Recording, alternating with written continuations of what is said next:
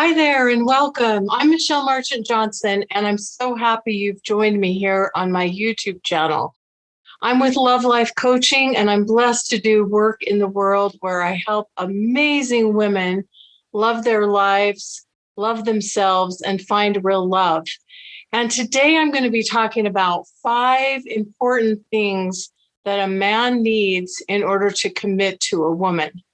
Now, before we jump into this today, I want to invite you also to stay to the end because I also have a wonderful gift for you that you can get by clicking on the link below or in the description called 10 Secrets Every Woman Needs to Know About Men.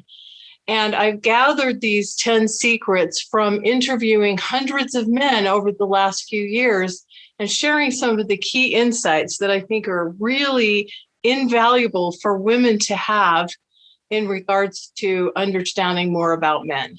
So let's jump into these 5 things that men need to have in order to commit to a woman.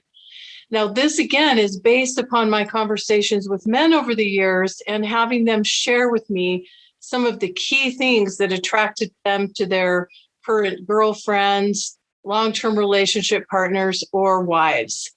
And I think these are really important to know. And there's some nuances here that might kind of surprise you just a little bit. So stay tuned.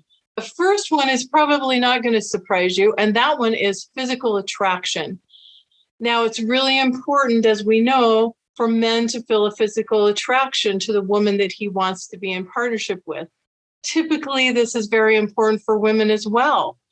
Having that chemistry, having that physical attraction, having that connection in that way is something that is unique about a romantic relationship versus other kinds of relationships.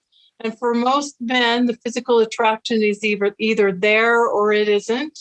I've even talked to some men over the years who've said, I wish there could be a physical attraction, but I'm just not feeling that attraction for that particular woman.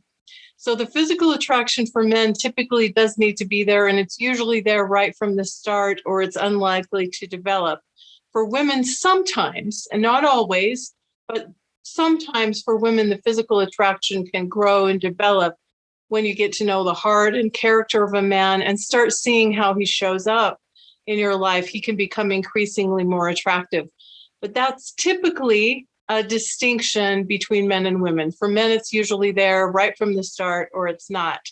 Now, the good news about this is that there are men that have all different tastes in terms of whom they're physically attracted to. There are men who like very thin women. There are men who like curvy women. There are men who prefer women with certain backgrounds or cultural backgrounds or nationalities, different looks, different colors, different hair colors. So, there's the old saying that says there's a lid for every pot. The good news is that even if you don't feel like you fit into the stereotypical idea of beauty, of classic beauty, and really how many of us really do when it comes to looking at those magazine covers and things like that, the good news is that men have a wide variety of tastes in terms of who they're attracted to. So that's the first one, physical attraction. So we're going to get that one right out of the way because that is an important one for men when they are wanting to view a woman as a potential romantic partner.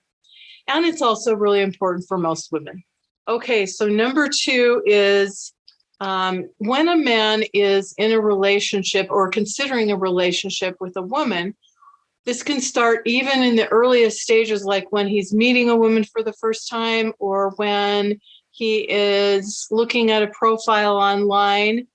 Number 2 is what his life would be like with you.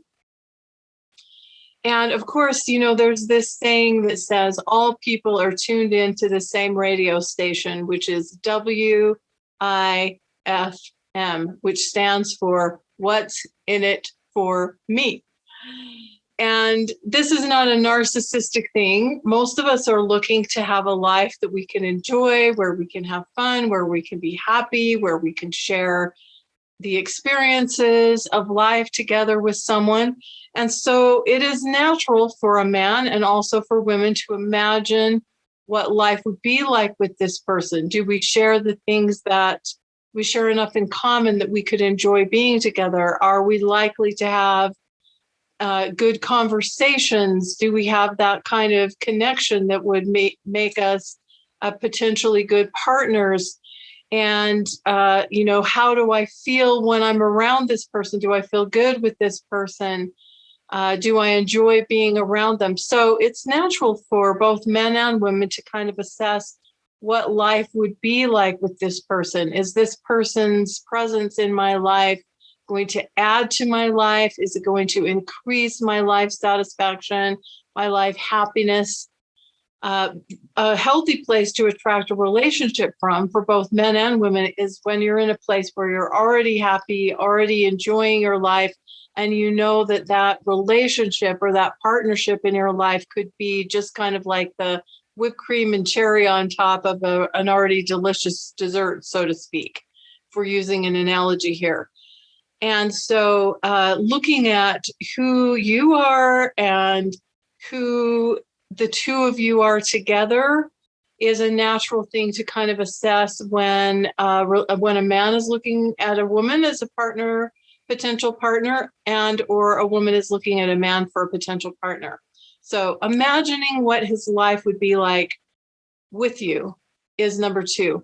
Now, I want to say about this before we go on to number 3, I want to say that this can even start, you can even start what I like to call partnership from the start.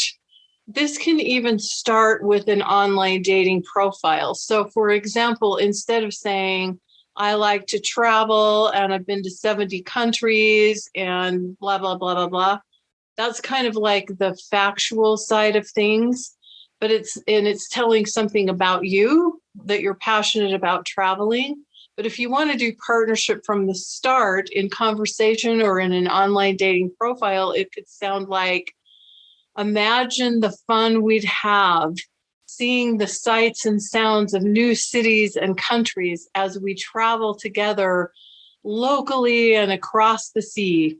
I'm just giving an example here. So then he's seeing in his mind, he's seeing imagery of the two of you doing sort of these things together, rather than him just hearing about what you do. It's kind of this partnership from the start. And also, if a man's not really interested in traveling, he's probably going to move on because he's not going to resonate with what you're saying in that profile. So this is a great way to learn a little bit more about each other, learn about whether or not you have things in common and that you might enjoy being together. So that's number 2. Number 3 is a relationship that he can succeed in. Now, of course, we all want to have a relationship that we can succeed in. We all want to feel like we're successful in our relationships. But I will say this one is perhaps a little more profound and significant for men in terms of them being able to feel successful in a relationship. A man wants to feel like he can please you, that he can make you happy, that he has something to add to your life, that he makes a difference in your life, that his presence in your life is something that is valued and appreciated and acknowledged. Now, we want to feel that too as women, but I would say the need for this is even deeper and even stronger when it comes to men. There's a variety of different surveys and research on couples and why couples succeed in their relationship and what causes relationships to fall apart. And one of the big things that is a common thread in a lot of these surveys and a lot of these studies is that partners will say that they felt unappreciated, that they didn't feel like their partner appreciated them. And for a man, if he doesn't feel like he's quote unquote winning with you or that he can succeed with you, a lot of times a man will stop putting forth the effort and the energy and the intention into being a good partner. And then oftentimes then a woman will become more and more frustrated and more critical of him. And ultimately that can cause a relationship to fail. So a man, when he's looking at a relationship as a woman and a relationship as a potential partnership or long-term relationship or marriage, And he's looking through the lens of, can I be successful in this relationship? Is this a relationship that I can succeed in? Can I please her? Can I make her happy? Can I know that that what I have to bring to the table, what I have to offer is going to be something that she's going to be pleased and satisfied with? So that's number 3. And a lot of men have really emphasized this one in our conversations. And I don't really know if we as women understand how meaningful and significant this can be for a man. The other thing about this that I will say before we go on to number 4 is that even though men have this innate desire to want to please you, to want to make you happy, that word happy is a big win. If you say, I'm so happy, or this would make me happy, that's a word that men can hear as, this is how I can win with her. But even if we are of the opinion or the belief that men want to make you happy, they don't always know how to make you happy. They don't automatically have that innate understanding or knowledge all of the time in terms of what would make you happy, what would please you, what you would enjoy. And so this is why it's important for us as women to be in touch or in tune enough with what we want and need that we can ask for and request in a nice way what we would like, and give a man an opportunity to step into that role of providing something for us. When he's providing, he has the opportunity to step into that masculine energy to provide something for a woman. That's going to feel good for her. She gets more of her wants and needs met. He gets to feel the satisfaction of having provided something that she's pleased with. Ideally, he gets acknowledgement and appreciation for that. And that's part of what actually creates a romantic type connection. So this is really important to understand how deep and meaningful and significant that is for a man to feel like he can succeed in a relationship with you. Okay, so that's number 3. Number 4 is someone that compliments him and doesn't compete with him, that you're not in competition with each other, that you're complementary of each other. So there's 2 spellings and 2 words that are both complement. There's compliments, like compliments that we pay to each other, where we compliment someone on some aspect of themselves or their personality or something they're doing.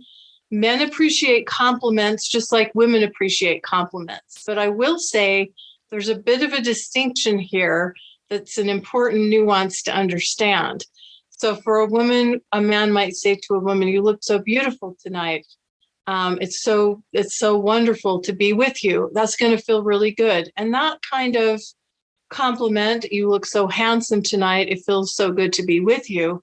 That kind of compliment's going to resonate for a man too. But another kind of compliment that men really love and really appreciate is when we give compliments more about what they're doing, what they're providing. This kind of comes back to the last one I was talking about.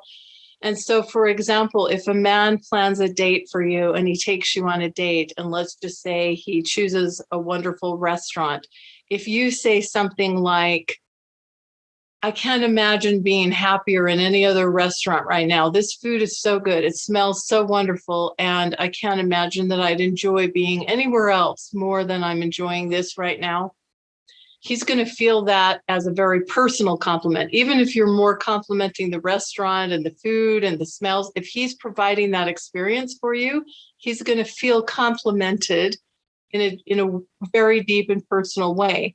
If he takes you to a concert or to a movie, and let's just say maybe it's not quite what you expected, or it's a little disappointing if it's the movie or you didn't like it that much, if you can still look for something good and compliment him on that or appreciate him on that, it's going to be really important, because if he planned that and is providing that experience for you on this date, he's going to feel it personally if you let him know your disappointment or that you didn't like it. So you could even say something like, that movie wasn't quite exactly what I expected. I got to tell you, though, I just love going out to the movies and having popcorn and being with you. I can't imagine anything I would have enjoyed more.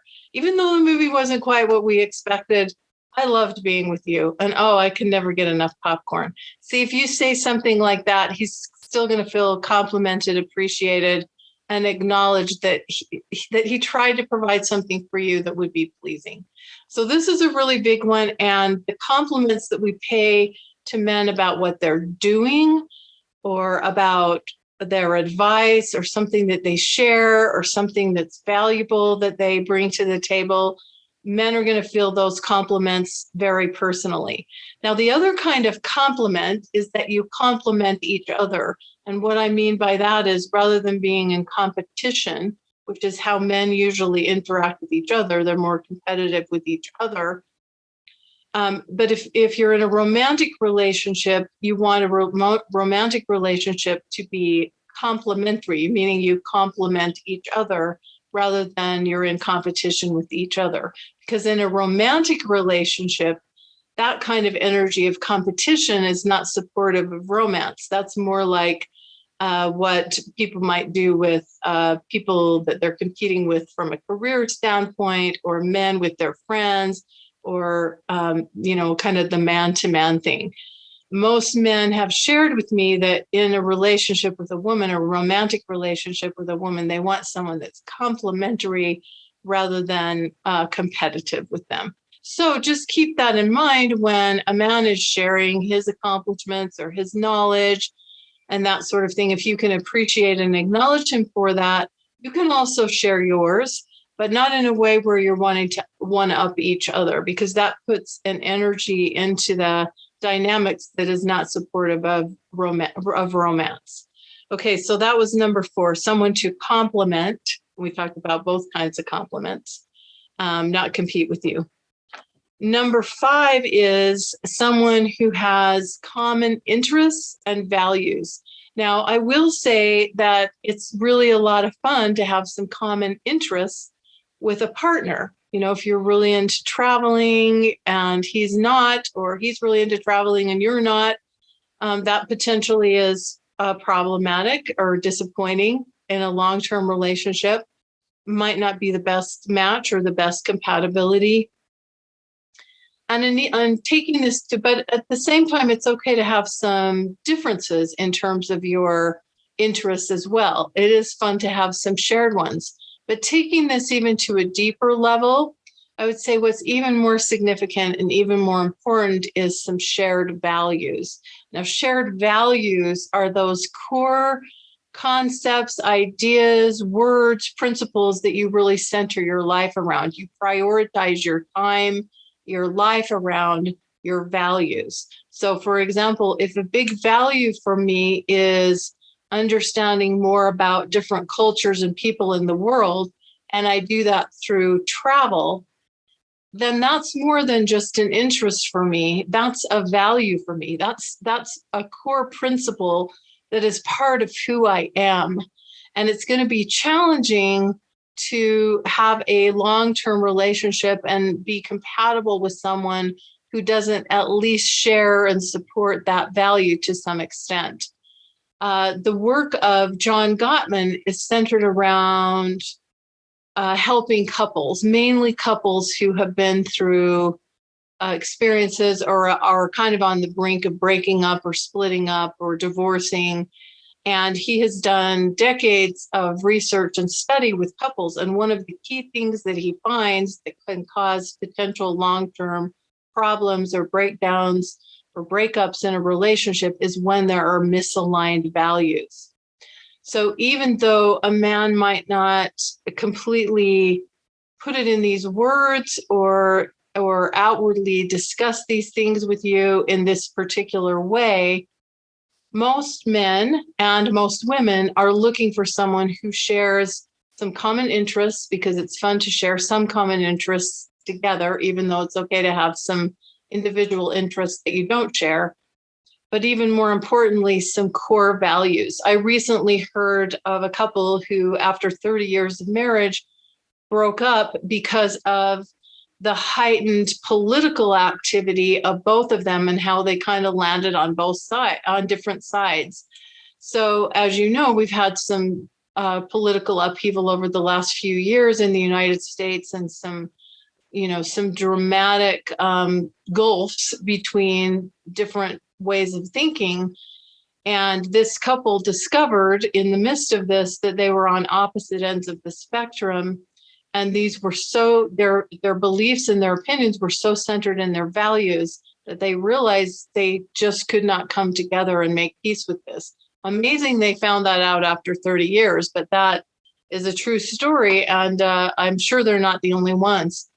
I just want to share with you, I was recently online. I go online and help my private clients with their online dating profiles and messaging and things like that. And I was just going to share with you a little message from one of my private clients' Match account. This is a message from a man who she's in interacting with.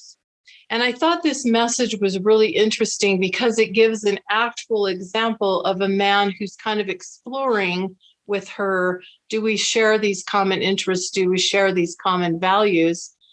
Just in the way he's writing his message.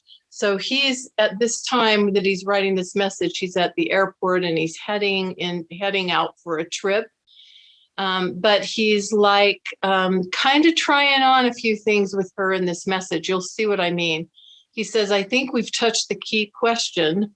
What shape does the future have? So he's kind of looking into the future, projecting into the future about what he would like and seeing if it might match up with her. He says, I see many options, perhaps too many. I would like to meet a partner so we could solve that puzzle together. Here's what I know so far. I could live anywhere but prefer cities. He's stating a preference there and saying, does that work for you? I wake up early each day. Maybe she's a night owl. I could retire tomorrow, but I love my work and wonder what I would do that was both interesting and altruistic. I'm allergic to cats and dogs. How did those constraints fit with your world?